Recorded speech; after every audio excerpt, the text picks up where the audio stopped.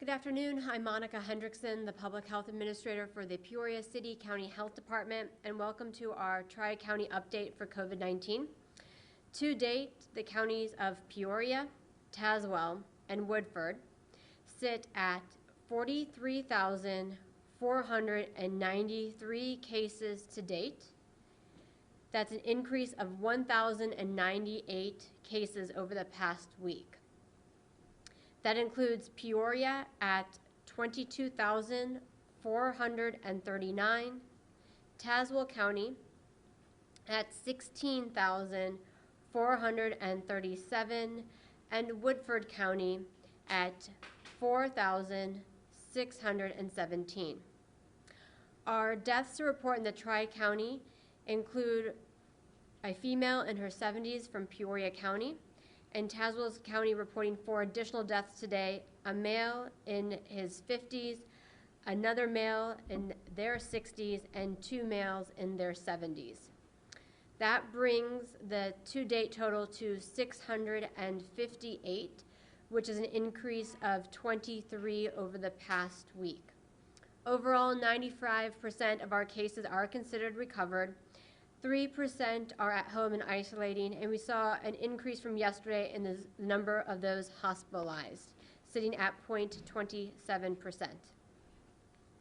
While we saw a weekly change of decreasing in the Tri-County over the past week, we are also reporting that these 23 deaths in the past week included 2 Tri-County residents in their 30s. Likewise, in our hospitalizations right now for Peoria County, 2/3 of our county's hospitalized patients are under the age of 70, with 25% of them under the age of 50. Our Tri-County hospital systems of OSF St. Francis, UniPoint Health Methodist, Proctor, and Pekin are reporting 43 ICU beds in use and 99 non-ICU beds in use. And the region that we sit in, we remain 11 days consecutively under 20% capacity. We actually are sitting at 16% ICU availability as a region.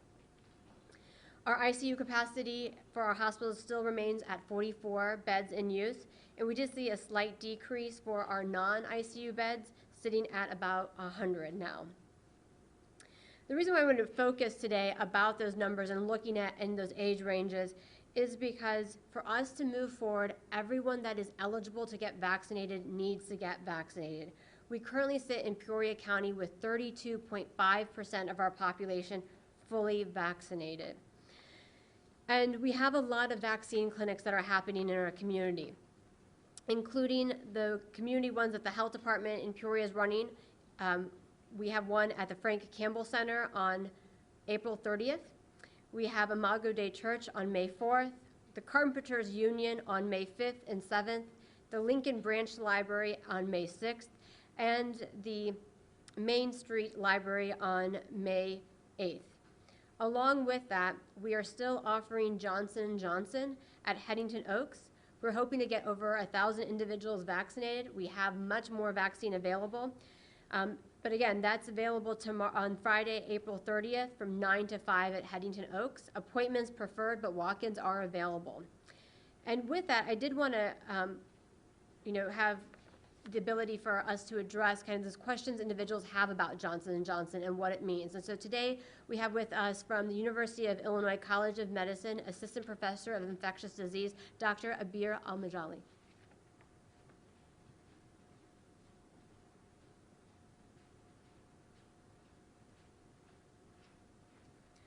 Thank you. So my name is Dr. Abir AlMajali. I am an assistant professor at the section of infectious disease at UAComp.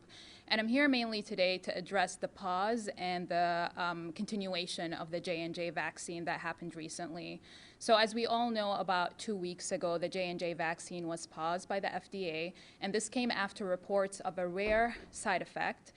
This rare but serious side effect is that of a clotting disorder that was mainly seen mostly in young women under the age of 50. As I mentioned, this pause came after a few of these cases. Right now, we know that there are 15 cases out of the 8 million vaccines administered all over the US. So again, it's a very rare occurrence. but it was picked up because of our very strict safety monitoring that has been going on. And the pause really established a few things. First of all, it helped us stop and see whether there is a true link between the vaccine and this rare occurrence, this rare side effect. And as of now, we think that there might be a possibility that there is a link between this very rare side effect and the vaccine. Second of all, it helped us establish whether this the danger or the risk of this side effect outweighs the benefit of the vaccine or not, and the answer is absolutely not. The benefit, the known benefits and potential benefits of the J&J vaccine, this very limited number of people. Third of all, it really helped, us establish, it helped the American Society of Hematology, and these are our doctors who treat blood disorders and clotting disorders, to come up with a treatment plan and treatment guidance in case these patients do show up to the emergency room. So now we have an efficient way to treat this disorder in case we do encounter it in a healthcare setting. And last but not least, it also helped us communicate with patients and be transparent with them and let them know about this very rare occurrence. And at the end of the day, as we said, it is very rare. It is seen, to put it in context, it's seen in about 7 in 1 million of women under the age of 50, and even less common, about 0.9 in 1 million in older women, and less rare in men. It helps us, as I said, communicate and be transparent with our patients and give them the choice of whether they would like to go ahead with the J&J vaccine or choose to get another vaccine. At this time, I'm open for any questions if they're available. You mentioned a treatment for the side effect. Has the treatment proven to be effective for these women that have experienced this clotting disorder? Can you talk about that? Thank you. So the question was about the treatment and how effective it is at treating this clotting disorder. So as I said, the treatment plan was actually developed during the pause of the J&J vaccine. So our experience with treating this disorder will be described after, now that the J&J has been resumed. If we do see more of these blood clots, we'll be able to describe how well this side effect is treated. What's important to note is that although this side effect is new to the vaccine itself, or possibly to the vaccine itself, we have seen this disorder before in the medical literature. It's not completely foreign to us, and we've treated it before. It's just that the cause behind it in those cases was not the vaccine, so we do know how to treat this particular side effect. Because it affects women under 50, if you're a woman under 50 and you're concerned about it, should you select a different vaccine? So if you are a woman under the age of 50 and you're concerned about it, if you, first of all, I'd like to, again, emphasize that the benefit of the J&J vaccine far outweighs this risk. But if a woman under the age of 50 elects not to get this vaccine, she has every freedom not to, but we still encourage her to get vaccinated. We are lucky to have other options available, Pfizer and Moderna, and she can get either in that case. All right, thank you.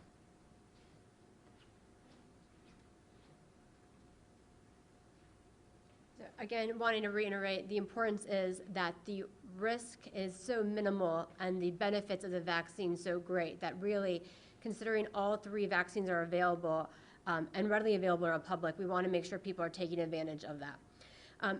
We also are recognizing, I mentioned last week, that we're trying to move into a direction of looking at making sure that we decrease any barriers for people to get vaccinated. And one of it is making sure we go to populations to directly engage with those individuals. So working with our 2 hospital systems, they've taken on a great challenge, which is getting into the schools and vaccinating the 16 and older with Pfizer. OSF St. Francis has done a couple of vaccine clinics this week already, including in Elmwood, Princeville, and today at Dunlop. And those of you that were at Dunlop, I think the final number of the day was actually 99 students that were vaccinated at that school. And likewise, Unity Point has also stepped up and also started a vaccination program. And to talk more of that is Andrea Parker, Executive Director of Health, as well as Unity Point Health in-school clinics.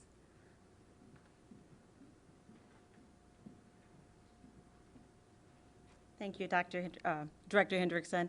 I'm Andrea Parker, one of the directors with Unity Point Health. One of the roles I do have is overseeing our school-based health centers. For a little history, I'd like to say we proudly have collaborated with Peoria Public Schools and have have had a school-based health center for over 20 years. Currently, we're in Manual High School, Peoria Central High School, as well as Tree Wind, which is a K-8 school. So we've been in those respectively all school year, even though we've had a pause. So we run, and our school clinics are really ran as a joint commission, as a hospital terminology. They follow the same standards of any ambulatory clinic at this time within a hospital system. We see the children enrolled within Peoria Public Schools. We are not limited really just to the students enrolled in that particular school. Based on the school's transportation system, we can see any student enrolled, basically K through 12 within Peoria Public Schools at any of those sites, which makes it really great, and we're honored that the Peoria City County Health Department has allowed us to give the vaccine to our students in the school district. So as of Tuesday this week, and I proudly can't say we've done 99, we've only done 18 students in the 2 half days that we've been open. We started on Tuesday. We're doing the vaccines at Peoria Manual. They're on a school schedule of 9 to 2. We left the afternoon open from 2 to 3 so that the students from Richwoods will have the opportunity to travel because they have the furthest distance between them and Manual High School in relation to Peoria High School students. So the school district is providing the transportation, and the students from 16 up are welcome to come to the health centers. 16 and 17-year-olds, as you know, need parent permission, so we do have parent permission slips. We do not vaccinate any students that do not come with that vaccination permission. And then, of course, 18 and above can sign their own permits. There is specific information as Pfizer is out there. It's the only vaccine at this time for COVID immunization that is starting at the age of 16. So Moderna, as well as J&J, does not start at 16 at this time. So we're doing the Pfizer vaccine. You can see documentation online or whatever your resources are to look at the signs and symptoms. If students were to have a reaction, it's much like the adult side of that. We run the clinic very well the same as you would do any immunization clinic. Once a student is immunized, they have a 15-minute period of wait, such as adults would, to make sure there's not going to be an immediate allergic anaphylactic reaction, which would really shut down breathing, something of a swelling nature that we need to watch them for. And if they had any predisposing conditions that might cause them to have those, we watch them for an additional 15 for a total of 30 minutes in the clinic under a nurse supervision. Our clinics are staffed with nurse practitioners and registered nurses, as well as a CMA, certified medical office assistant, could be available on site at the time. Vaccines are given by both tiers of those. I'll take any questions for the clinics. Only 18 students in a week. Why so low? Not a week, 2 days, 2 half days. We started on Tuesday and worked 9 to 2, and Wednesday, yesterday, 9 to 2. So 6 students were scheduled on the first day of Tuesday. 6 students received vaccine. 12 students were scheduled on Wednesday, and 12 received. So we're hoping that word of mouth does alleviate some of those fears and, that students have, and we're hoping that they will encourage their classmates and their peers to receive the vaccine. So yeah, we're disappointed, but we're not surprised. We work in a high-risk population of, across the community, so we're hoping that our students do understand the necessariness of having a vaccine. So what's the major impediment? Are kids just afraid to get it, or what's the bigger barrier? Well, I think the bigger barrier is just the unknown. Just in general, they're young, they're reading their information, they're trying to find out. And I'll just speak on behalf, even, in our minority community, sometimes we're a little hesitant to receive things we're just not quite sure of. So, just even the scare with J&J may put some people not at ease, but that's not what we're hoping. So all vaccines have been proven safe, and we're hoping that our students will come out and be vaccinated.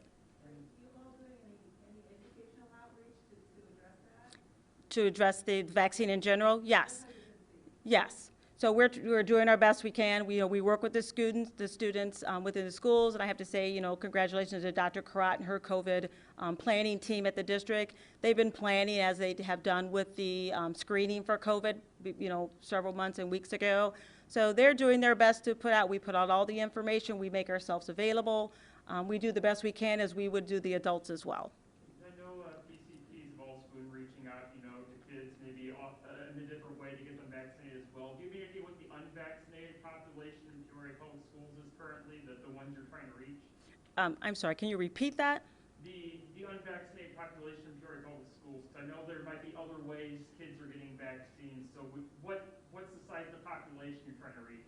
So you're asking about the population that we're trying to reach that may get vaccines other places or not from other places? Yeah, so like the ones that aren't getting them other places, which ones are you focusing on? We're focusing on all Peoria Public School students. So they all have the opportunity, 16 and above, to come be vaccinated at any of the, well, at this point, it's just manual at this time. Are you, because I know you all have a clinic in Peoria Central too, don't you? Yes, we do have a clinic in Peoria Central. Are you talking about putting the clinic in there as well? We have a clinic already that sees our regular day-to-day students. Right now, with Peoria Public Schools, they're working with transportation. They transport all students from all 3 high schools to Peoria Manual for their vaccinations. If students drive, they're welcome to come on their own, but the one site for the vaccinations at this time has been designated as Peoria Manual. So there's no plan to get one in Central, which is more centrally located for people. You know, people in the Ridgewood School District, it'd be easier for them to come down there. You don't have a clinic in Ridgewood, right?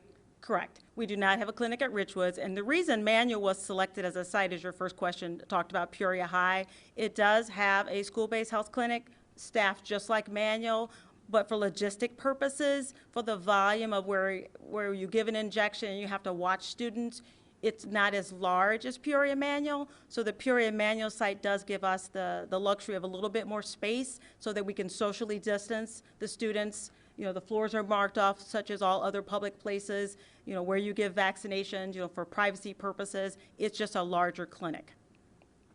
How would you describe the overall effort to vaccinate younger people, and what sorts of improvements might there need to be made in order to ramp up those numbers? Overall effort is hard. You know, how would we describe that? I think it's just ongoing.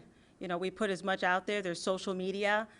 Students, as you know, are really into social media. Very seldom are they going to read something that's tangible. So the way to get that out there, we're sending things to the parents, to the homes, to the guardians. We're putting out all information as we do also have a release to come to the health center on a regular school basis.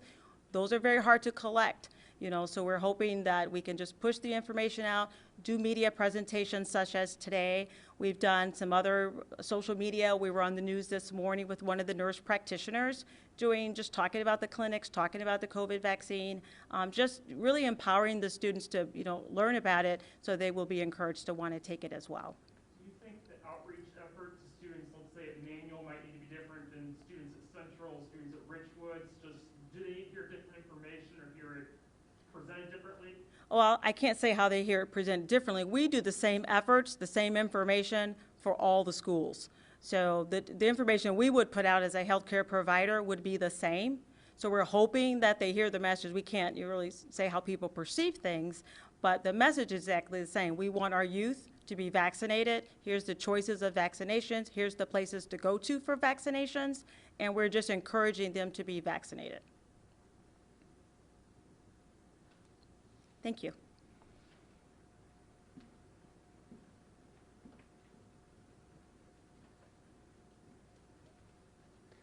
So open up to any questions? Monica, you said 99 people were vaccinated at Dunlap today, 99 students, and then were there staff as well? Because the number I heard was like 130. So the last number I got from OSF was 99, and I think it was specifically students. So there might have been additional individuals on top of that. So Monica, I just want to get your take on, we heard, 18 students in Peoria Public Schools over the last, 2 days, and versus 99 in Dunlap just today. I mean, there's obviously a big disparity there. I think there's a big disparity, of course. I mean, I think overall I would like to see 100% of that age range vaccinated, but I also realistically understand that might not be the case. And so I think both efforts from both hospital systems, it's about outreach and just reinforcing that messaging. And, I will also put this forward too, is that when you say 18, you might think of it as a low number. I think of it as 18 additional individuals that are vaccinated. And at this point in time, we were really focused on making sure we wasted no vaccine. And now I think we leave no arm untouched. If we get one person and, I have a clinic and it's 4 hours long and only one person shows up, it's still successful because I got one person vaccinated. We're in a very key part of this response where every vaccine matters. And so whether it's 5, 99, 100, or 1,000, the most important part is that people are getting vaccinated. And, I think slightly also we have to recognize the differences. Andrea Parker pointed out, and we've heard it from Dr. Karat as well, that you have to repeatedly engage parents in different school districts and different mechanisms. And so in Peoria Public, they've had 2 half-days. This doesn't mean that's going to end here. They're going to continue this operation for a while to grow momentum. Other schools, they can do a one and done. Maybe based on socioeconomics, they have easier access to other healthcare services. So the models have to mimic what the populations they serve need. And I think 18 is still successful in my books. We've seen over the past week and a half, for Region 2, the positivity rate seems to be coming down as far as cases, but hospitalizations, like you said, are still high. Are we expecting to see hospitalizations follow, hopefully, in the coming weeks, or? We do. So the question is, while positivity has decreased, our volume in our hospitals continue to stay pretty steady and at the higher end. And hospitalizations are always going to be a lagging indicator. Not everyone that gets COVID gets hospitalized, but again, when you have 2 things, you're always going to see hospitalizations lag with our case counts, but also once they're hospitalized, they're there for a while. I think Dr. Sater once mentioned that this is ICU capacity is not like other things where the turnaround time is really quick. You're seeing people have prolonged ICU needs. So it's the kind of the transition or the turnover rates in this capacity is a lot longer than in other incidences. So again, we expect to see hospitalizations stay at a higher value because that's the impact of when we have high cases. You get high hospitalizations. The decrease in the positivity rate, do you think it's because it's showing vaccines are working? Because there hasn't been any new mitigations really introduced to cause that. Is that what you would say? I think there's a mix. I think part of it is one, we are seeing more people become fully vaccinated over time. So I always, because again, it's really hard to visualize a vaccine, right? But I always think of it as a shield. And the more people get vaccinated, whether it's 1 dose or get fully vaccinated after their 2 doses, the shields get stronger and they grow more and more. So I think part of it is that we're seeing with the increase in vaccinations over the same time period that the shield is getting stronger as a community. Likewise, I think people recognize the fact that we were starting to see spikes and proactively kind of looked at their own habits and said, maybe I was becoming more complacent. Maybe I was going out unnecessarily or not wearing my mask appropriately or not socially distancing, as well as not getting tested, assuming that it was allergies again. So I think part of it was people were becoming self-aware. But again, this is not the time to be complacent. You have to continue this effort so that when vaccines, even the smallest increase happens, for them to be really effective or even effective faster, you need to make sure that you're also doing those non-pharmaceutical interventions while everyone catches up. And on that note, I mean, the masking guidance from the CDC changed this week. So for fully vaccinated people now, if I'm outside, there's not a big crowd, I can walk unmasked safely. Yes, so the new CDC guidelines did come out, and I would preface that, read the entire study and the guidance that came out. There's a lot of qualifiers in there. I don't want people to assume that, hey, now I don't have to wear a mask at a concert. But no, you're exactly right. With larger crowds and even physical activity, we're still asking for masks. It's really where you are in a group of other vaccinated individuals outside smaller gatherings that you can take your mask down. How helpful was it to have the return of the Johnson & Johnson vaccine for the health department? I think it's always helpful. Another tool in the toolkit is always going to be a plus. I just hope that people take advantage of it. Again, we have a lot, because of the pause, a lot of health departments are sitting on Johnson & Johnson, and so it is available, and I highly recommend, if you are interested, sign up for our vaccine clinic on Friday. I remember last week you were talking about how the demand for at least the first dose has gone down. Are we starting to see vaccines being wasted because of that? I think you're starting to see some wasting, and when I say wasting, it would be maybe that when you open a vial of vaccine, for example, Moderna, you expect 11 doses out of it. Before we would easily find maybe the next 5 people to make sure we get all those vaccines used. Now we're having a challenge because, again, it's readily available. Our wait list is pretty much non-existent now. We've taken everyone off of our wait list, and so now it becomes just we have a few hours once it's thawed or out in the open to use it, and when it happens, we do waste it. And so you're going to see more waste happen, but again, I think the shift in mentality is going to be, if you have an arm in front of you, let's get them vaccinated. I mean, where are we in terms of the path? I know just over 30% now fully vaccinated. There's a lot more people that are still in that. I've had my first dose, but not my second dose. I mean, are we on that path to herd immunity? How close are we to that? You know, right now, based on the data that we've seen for first doses that are pending second doses, if that makes sense, that would bring our population closer to 35 to 40%, you know, fully vaccinated. Now, again, I would like everyone to be vaccinated, but from our guidance documents, you know, the next big number we want to hit is 50% of our population vaccinated. So we have still that, getting that last 10% is going to be a real struggle. And just want to reiterate, I think the chamber did a great job expressing the fact that it's going to take everyone to, you know, move us forward. We can't rely on our neighbor getting vaccinated or our friend. We have to have responsibility about taking care of our own community, and getting vaccinated. Getting a vaccine is going to be the key.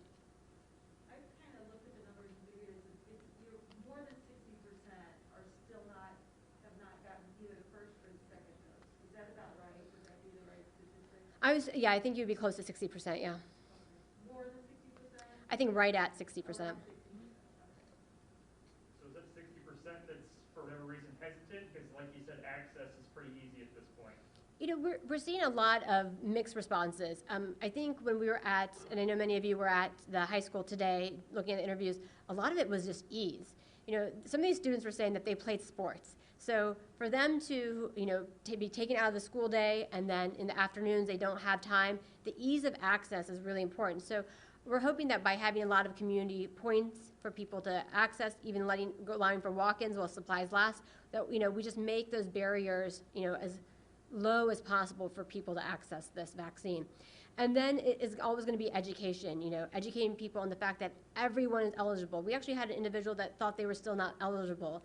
And so anyone that's 16 and older in Illinois is eligible for the vaccine. So making sure that's very clear. And then really just talking to them about what the hesitancy it is. Sometimes it's, oh, well, my arm be sore. We had someone comment that they played sports and they were concerned about their arm being sore. With our youth, we're finding that their reactions are minimal to none, much less than adults. And so, again, really wanting to be able to address some of those conversations. But like I said last week, the best advertisement for people to get vaccinated is knowing their peers got vaccinated. So if you got your vaccine, share that you got your vaccine, why you did. When we talked to a lot of the high schoolers today, it was, I want to return to normal. And I think that's a great response as to why they wanted to be part of a solution versus waiting for it to just happen on its own. Okay, well, thank you, everyone.